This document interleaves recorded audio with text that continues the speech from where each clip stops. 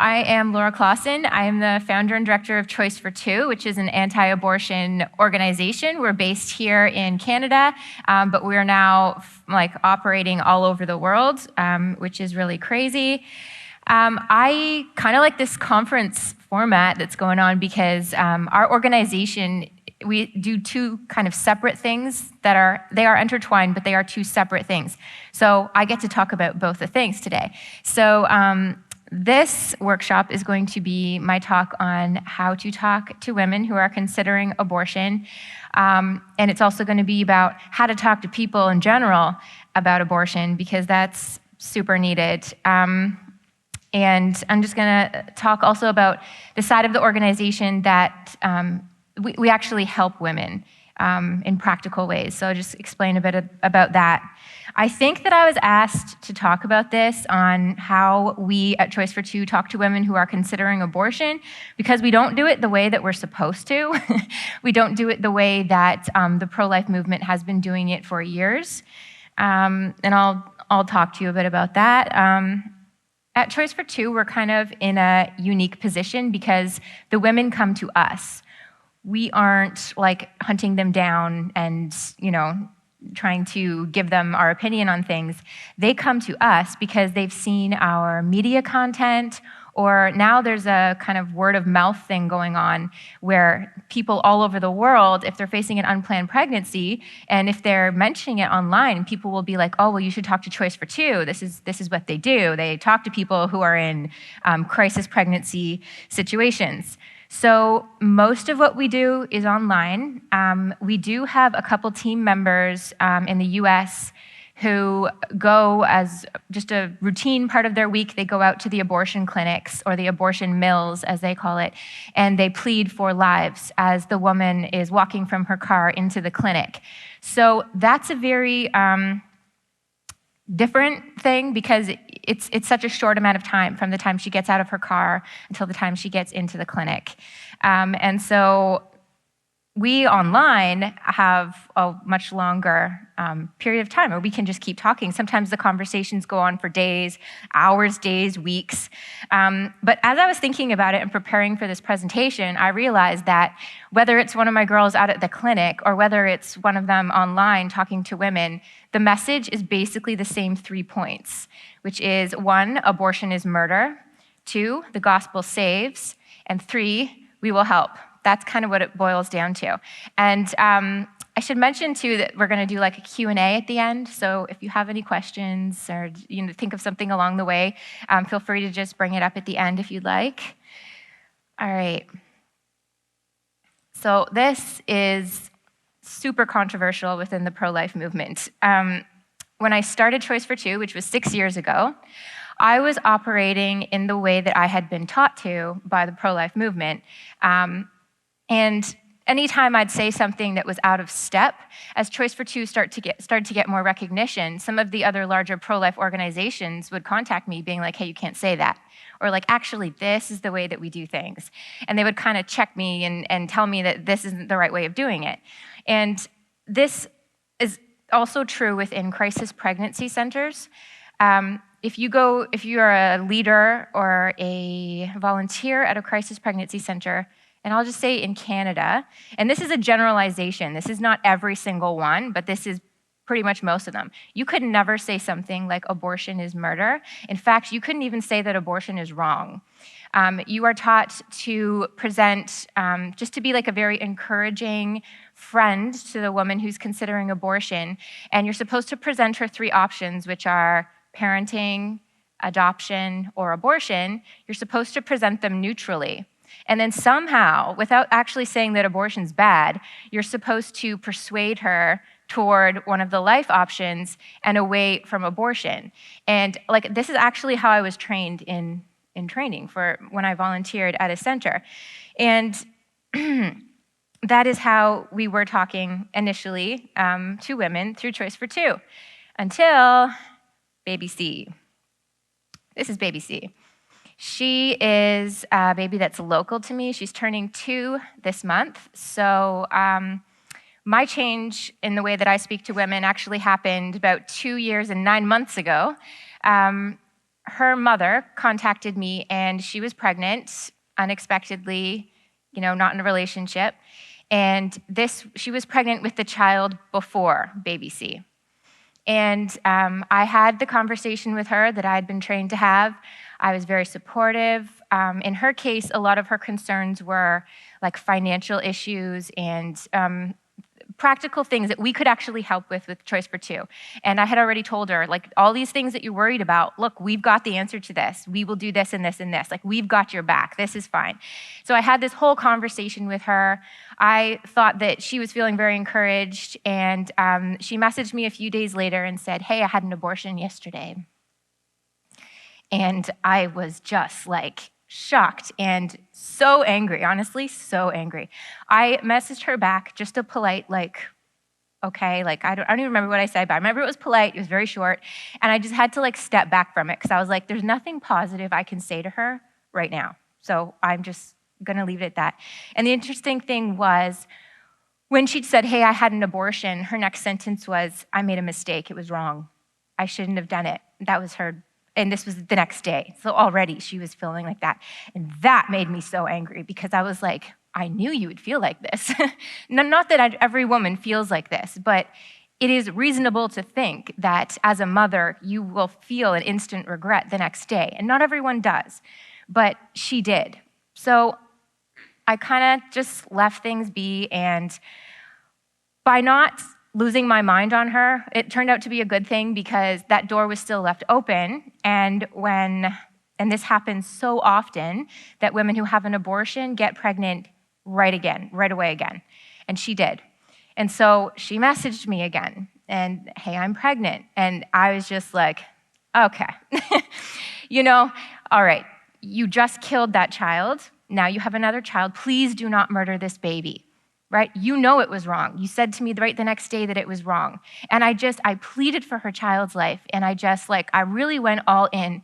And baby C, is turning 2 this month, and I will go drop off a birthday present for her.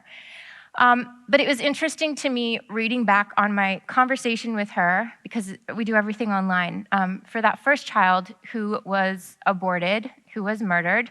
And I was reading my conversation back to myself, and I thought, I hardly mentioned the baby in this conversation. Everything was about her and her concerns, and we will help you. And I really, reading back, I was like, oh my goodness, like, I did not say the things I needed to say to save this child. So that was very convicting for me. That was a reality check. And, we'll say within the pro-life movement, people will say, be a voice for the voiceless, right? And I was not a voice for that voiceless child. So through baby C, we have completely shifted the way that we talk to women, because what we had been doing just simply was not good enough. The overall message now, my goal when I'm speaking with women, and the goal of my whole team when we're speaking with women, is to be very truthful and to give truth in love. And I'm going to talk about that a little bit later, because being loving does not mean being nice, and not being controversial means something entirely different. So I get accused a lot online of being hateful toward women. I get accused not by women that I talk to. I get accused by everyone assuming they know how I speak to women in a one-on-one conversation, which they never see. So that's kind of interesting. But what I actually say to women is that I'm on your side. I'm also on your baby's side. I want to see the best for you. I think that you can rise up to this challenge. God will help you. We will help you. You can choose to be pregnant with this child and deliver, and then you can make a choice of parenting or adoption. You can do this. But I say I'm also on your child's side, because nobody is on their side right now. Not even you, their own mother, who's considering murdering them, is on your child's side. So I'm going to be the voice for your child throughout this conversation, but I just want you to remember that I'm on your side and I'm on your child's side, and abortion is good for neither of you. So that's kind of the tone, let's say, as to why I'm so hateful.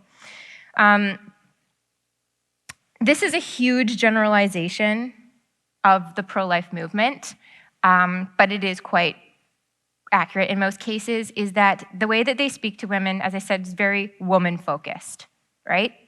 Like, you're actually taught this if you go to training at many crisis pregnancy centers, or if you, like in the US, they have people who go out on the sidewalk. Some of the organizations that do that consider themselves a pro-life organization, they'll tell you, leave the baby out of it. Because at that moment of her walking into the clinic, she actually sees the baby as an enemy. And so you don't want to bring attention to that. You want to just completely focus on her and what she's going through and her feelings. And I do not agree with that, because she is not the one who's at risk of having her arms and legs ripped off within the next few minutes. Like, I really think that we need to keep focus on the victim in the situation. The victim is the baby. And we need to focus on the idea that the baby is a person, and therefore to abort this person, that is murder. And that is what I share with women, but I'm not supposed to. So number 2, this is the other thing we're not supposed to do. Very interesting within the pro-life movement. This happened before I ever mentioned murder. I mentioned God online, and immediately some of the big organizations messaging me, yeah, like we don't really do that. You want to keep it neutral. You want to keep God out of it. People who don't believe in God are going to think you're a whack job. They're not going to take you seriously. And so for a while there, I was doing that. And actually, when I started Choice for Two, it was actually in the description, like on our mission statement, that we are a non-religious organization, which, like, to my shame, when I think back on it now, how different we are now. We wanted to be like cool, all-inclusive, and totally going along with that idea that the whole pro-life movement is pumping out, that you can't bring God into a conversation about baby slaughter. So, but then try actually talking to a woman who's considering aborting her child without bringing God into it. So if she is a Christian, and sadly there are a lot of Christians who consider abortion, and they message into us, and it's kind of an easy conversation in terms of, like, I'm like, hey, I know you. I know what you believe. Like, God is holy. God created you. God created your baby. God gave that baby to you, and you're going to answer to God for what you do to that baby. And that, most of the time, is just a reality check. Like, the Christians need to hear that. Just be reminded of that, because for some reason, they're not being reminded of this type of thing in their churches or on a daily basis. So that is how we bring religion into it in that case. But even for women who are not Christian, I say the exact same thing to them. God is holy. God created you. God created your baby. He gave you that child, and you will answer to him. And guess what? Even women who say they don't believe in God, that scares them a bit. Because in that moment, they're in such a crisis and they're in such a panic, and then they are kind of more open to actually going into some of these deeper conversations. And so it is a reality check for them as well. I've had a lot of non-Christians say, well, I don't believe in God, but if there is a God, then maybe this is a wrong choice. I'm like, well, there is a God, so it is a wrong choice. But and then we're able to talk from there. But it really just makes them, like, pause and consider that what they're about to do is something very, very serious, which they will have to answer to God to. And also, when we're talking with women who are non-Christians, our goal is not just, okay, keep the baby, have a nice life. Like, a lot of these women are coming to us from very bad life circumstances, very, very harsh, very sad life situations. We don't want to just be like, okay, great, have your child, and just take your child into this mess that you're living in, and, great, baby saved. Like, that's not our goal at all. Like, we want to share the gospel with them. We want to see them have a life change. And how can their lives be transformed apart from Jesus Christ? It's not going to happen. So that is why we are actively, in our one-on-one relationships with all these women that we have online, we are actively sharing the gospel with them, and we are seeing women becoming Christians and lives changing and babies getting to grow up in the church. And that's another thing that we do automatically is every woman that we connect with who we're going to provide practical help for, we plug them into a church. And I'll explain that in a little bit as to why. And I just want to say, I usually say this at the beginning of my presentation, is that I'm sure there are post-abortive women here because they're everywhere. There are so many. And I just want to say that my talk now and my talk later is not an attack on you at all. I have such a heart for post-abortive women. Actually, this is something that I learned through running this organization. I did not understand the level of devastation that abortion brings on a woman. I didn't. And now with so many people sharing their stories with me and my friends opening up about their own abortions, which I had no idea about, it is such a dark, dark, evil sin. And it's not surprising that such a dark act takes a woman to such a dark place. It is just absolutely horrific. It is so dark that even churches and pastors don't want to talk about it, right? I mean, this is super cool. You've got Aaron Rock up here, and I feel like he talks about it. But for the most part, pastors really aren't. And they'll tell me, like, well, we don't want to offend post-abortive women. There are many women in the church who've had abortions, and we don't want to offend them. Which, like, side note, that is not stopping any more women from going and having abortions if we're not just talking about it because we don't want to offend the ones that have already done it, right? And it's by ignoring it and not talking about it, you are not providing any opportunity for healing and forgiveness for women who have aborted their children, who have committed a sin, who, in order to be free of the darkness and burden, need to repent to Jesus Christ. That's the answer right there. If we're not talking about it and not showing them that this is the answer, it's just really sad if they don't come to that realization on their own, because only Jesus Christ is the answer to that. And I get a lot of messages as well for people saying, can you refer me to a secular post-abortive recovery program? I'm like, no, because first of all, I don't think one exists. And also, that's not going to help you, right? That's not the answer. I'm sorry. And if you don't want to get religious about it, I'm sorry, that is the answer. And I think it's really interesting that pastors will stand up on the stage and preach from the pulpit against sins like porn or adultery. And there will be people, no doubt, sitting in the congregation listening to that who are participating in those things, right? And so them sitting there, they would be feeling very shamed, maybe, right? Like, and then hopefully they would be shamed into, like they would have a conviction that maybe they should make a life change and they should repent and they should change their ways, right? And apparently that's fine to do, to call out things like porn and adultery from a pulpit for the people's benefit. But we're not doing that with abortion for the most part, which is only for the woman's benefit, honestly. And also not just to call it out and all of that, but there are so many post-abortive women in the church, in all the churches. They're all over the place. And I've found that they feel very alone. They feel like it's a sin that's so terrible that they can't talk about it in their church, which is a lie, right? Because sin is sin.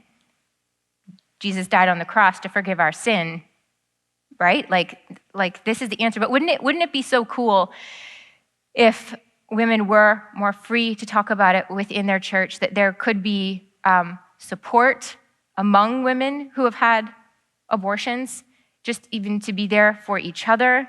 I have seen it happen in some churches, which is really cool, but for the most part, I think, and especially here in Canada, it's just like this seriously taboo topic. It is the sin that we don't talk about, and I think that's a problem.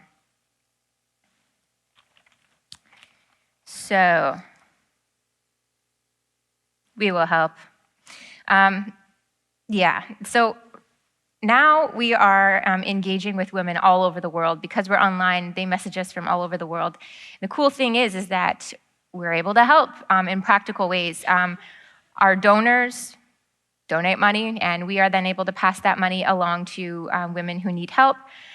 We plug women into churches. If we're going to be, we try to do it regardless, but if we are going to provide any type of practical help, it's a requirement because we take verification of these women very seriously. There are so many scammers on the internet who have scammed other pro-life organizations out of a lot of money, and then we actually caught them when they tried to do the same to us because we require an in-person verification meeting, which means we have this huge database all over the place of people and pastors and churches who we know we can go to. If we have a woman in the area, we need someone to meet up with them. And so I won't tell you all that is required through that verification process because scammers could be listening. But the goal there is to actually confirm that she is who she says she is, but it's also to make a relationship with that one person, with that verifier, who can then bring them into the church. Because like I said, the goal is to have the mom have the baby and that they both come into the church. So the type of stuff that we are able to provide is baby registries, and if you follow us online, you might have seen some of them. Just basically, we create an Amazon baby registry with everything she'll need, and we post it online, and people are able to purchase items off of it, and it's shipped directly to her, all the while keeping her name and her address anonymous. So that's been a really cool thing. We're able to pay rent. We're able to buy groceries. We've paid babysitting for our young women to be able to finish their school. And we've paid medical bills. Not so much here in Canada where, healthcare is free, but in the States and in some African countries, just so that women were able to have safe deliveries. So we're very thankful for the donors that make that happen, and we're very, very serious about how that money is spent and to make sure that we're not wasting it by passing it along to scammers who are so dedicated, by the way. It's insane. So I just want to give a little side rant on this because I just think that we should be aware. Canada sucks in this, in this area because my connections in the database that we have, like in the US, is amazing. If I have a woman in any state, really, I have people I can go to. One woman recently drove 8 hours to verify a woman for us who was in a rural area and there wasn't a church nearby, which is crazy, right? But the Americans they take this very seriously. They're here for it. If I'm ever I've got a woman in need, they're like, yes, we're going. Meanwhile, in Canada, and there are some cool churches. If I had a woman in Windsor, I would be like, hey, Pastor Rock, I've got this woman, can you help? And he'd be like, yes, right? There are some cool ones, but I just want to tell you about this one situation, and this is not the only time it's happened. So during the lockdown, a little while ago, right, where Ontario was in lockdown, a young woman contacted us. She was a teenager, and she was pregnant, and she had an abortion scheduled for the next day.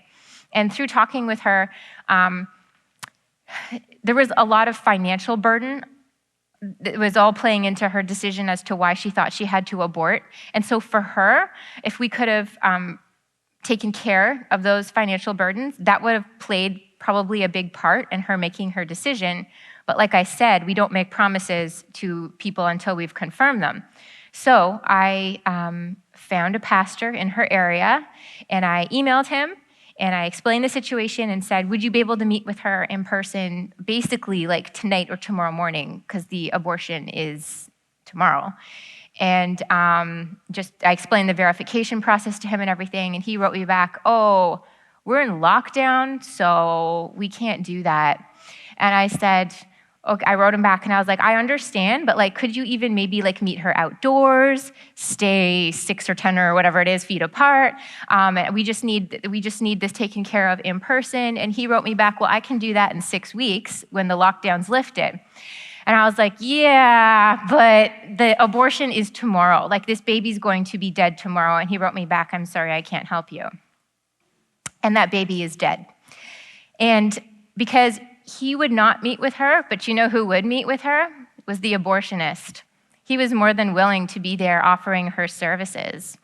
And I'm not saying that this baby is dead because this pastor refused to meet with her. Like, that's not what I'm saying. There were a lot of factors, but it sure didn't help. And it wasn't just that pastor who I contacted in that area. I contacted every pastor that I could find in that area, and all of them said, I'll meet with her after lockdown, with me saying, but the baby will be dead tomorrow if we can't work this out. So this is very common within Canada. I don't know what it is. There's a big difference between a Canadian pastor and an American pastor. There honestly is.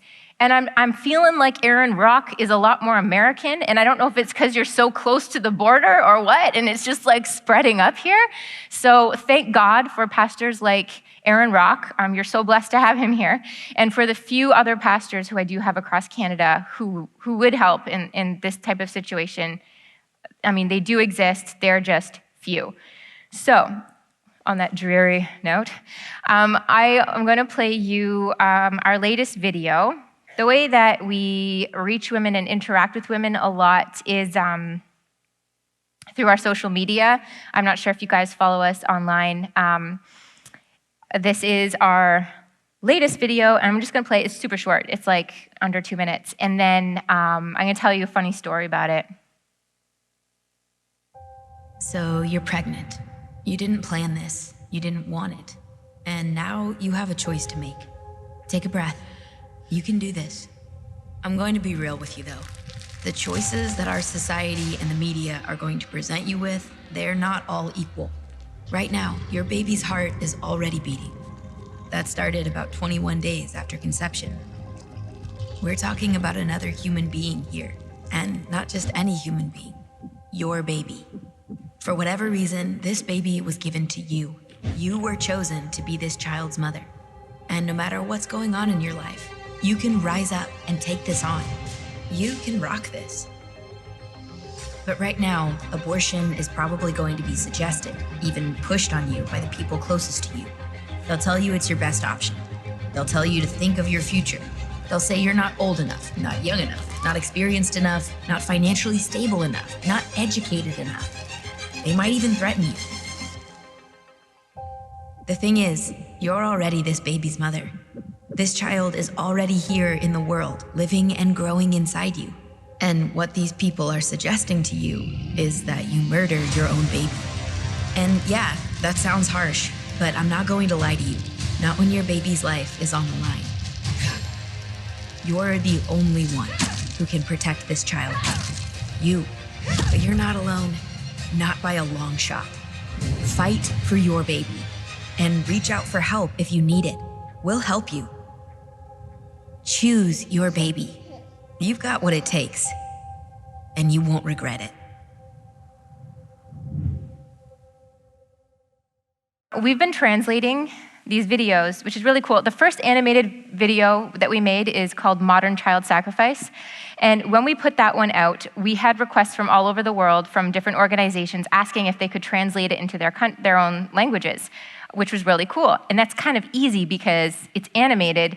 So all that has to happen is we send them the script in English, they translate it, we approve it, they record it, they send it to us, and we pop it in. And they're able to post it now in their own languages. And the crazy thing about this is our videos now have more views in other languages other than English than they do in English. Like, that's just funny how that happened. So one of the videos, so we did all that with the child sacrifice, and that worked great. Then we put out this video, and right away, the people of the organizations were saying, can we do this one too? And I was like, yeah, we got this whole system down. This is easy. We know what we're doing. And so the Spanish one happened, finalized it. I posted it online, and then I went up north to a cottage. It doesn't really have internet. And when I did check my internet hours later, I had all these messages from my team members being like, help! And apparently, we were just flooded in messages that were all in Spanish. And nobody in my team speaks Spanish. So like, I didn't see this coming, right? And then I was thinking about it, and I was like, oh, because in the video it says, if you need help, we'll help you, right? So that was blasted all throughout the Spanish-speaking world that, hey, we're gonna help you. So, you know, my poor one girl, she was like on Google Translate, trying to translate some of these messages. And so what ended up happening, which was cool, is that we took a new person onto our team. And our whole team is volunteers, by the way, I should just say. No one in our organization receives a salary. Everyone is just volunteer, which is amazing to see people coming for the right reasons, really. So this poor woman is there like Google translating, trying to talk to women. So we brought on a Spanish-speaking woman onto our team who has now been dealing with all the Spanish messages. I just checked this morning, we have a ton more. So it's just such a blessing to have her. But just funny how things happen, because I'm like, I should have seen this coming. Like, come on, I posted a video in Spanish saying, we'll help you, like, contact us. And I didn't really think about how that would actually play through, but it worked out.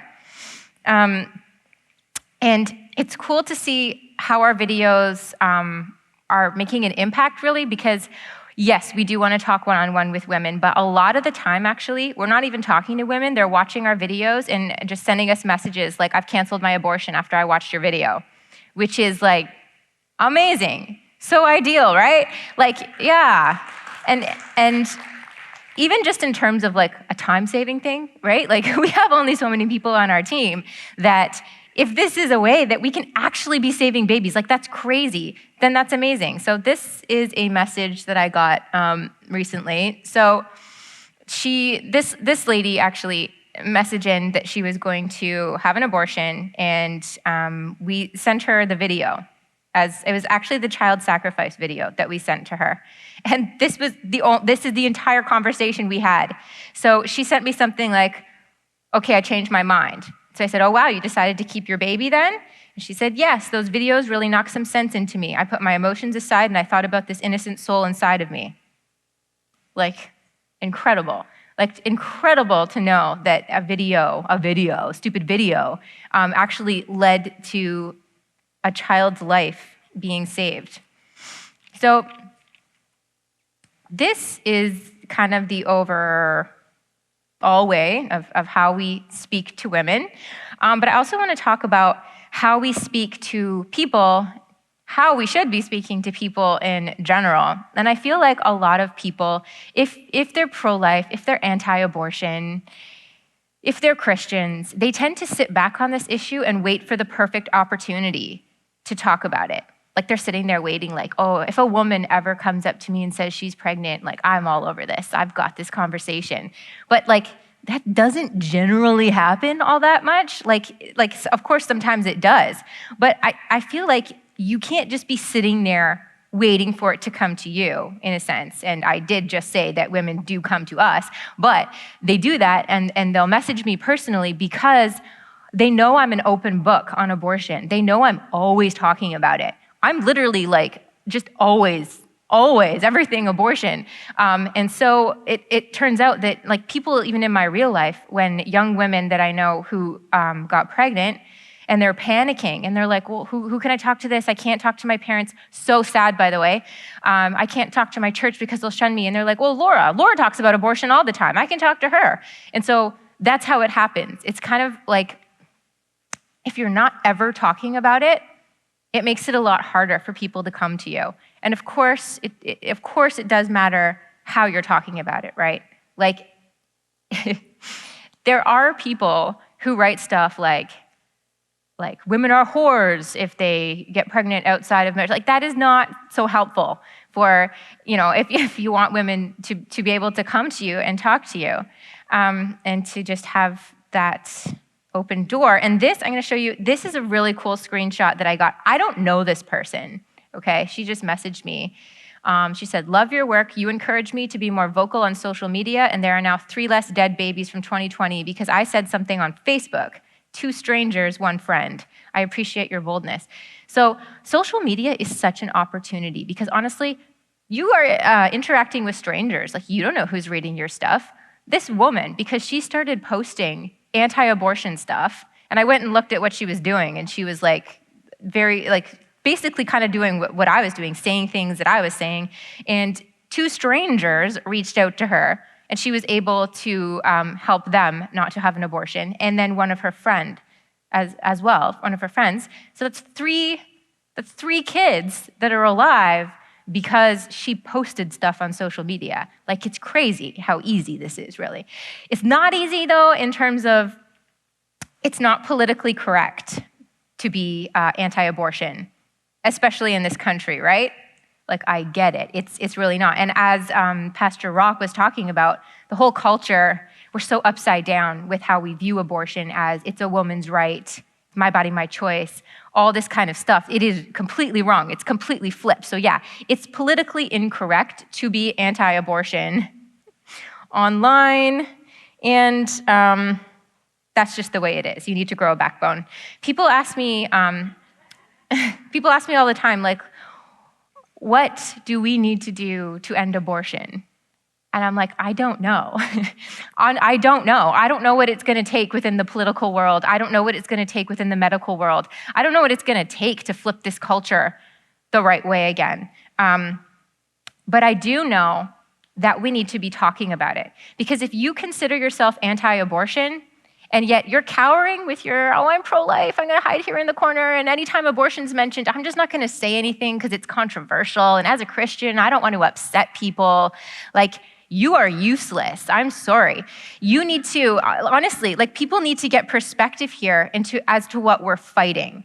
Go and watch an abortion video and watch them ripping arms and legs off of children. Watch them injecting needles of digoxin into babies' hearts to cause massive heart attacks, to murder them, and then to have them delivered dead. So it's not okay for you to be cowering in the corner, afraid to offend people. Like, we're so far beyond that now, and that's why we're here in this situation of my body, my choice, not even being allowed to talk about it. So, and honestly, people are sheep, right? There's lots of references to this everywhere. But people will follow a strong position. They will follow a strong leader. This is just how it is. So how about in your everyday conversations when you're talking with people, instead of, someone mentions abortion and you'll just keep your mouth shut because, you're personally pro-life, but you don't want to cause any strife in the relationship or something. Like, how about you actually stand there as an anti-abortion person, proud to defend babies who can't speak for themselves, and just say, oh, abortion, yeah, that's a disgusting, barbaric practice. I can't believe we're doing that in our country. I can't believe that we're murdering children before they're born. I can't believe the devastation this is leaving on so many women. It's a disgusting practice. Start with that. How about? Because guess what? The pro-choice movement is super good at doing that. They are super good at standing there confidently in their position and just tearing you down if you dare say anything against it. But we need to normalize the anti-abortion position. And there are few people. Okay, but look at other positions that have been normalized.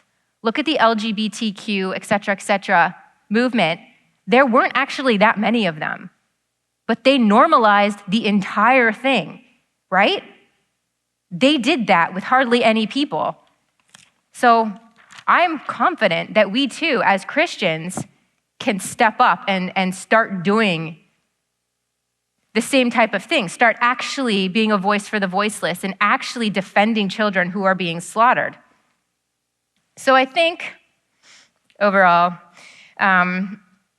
just to wrap up, and then we can have some questions if we want. I think whether you're talking to a woman one-on-one or whether you're talking about abortion in general, there's four things that you should remember. The first is to be bold, which I just ranted about, right?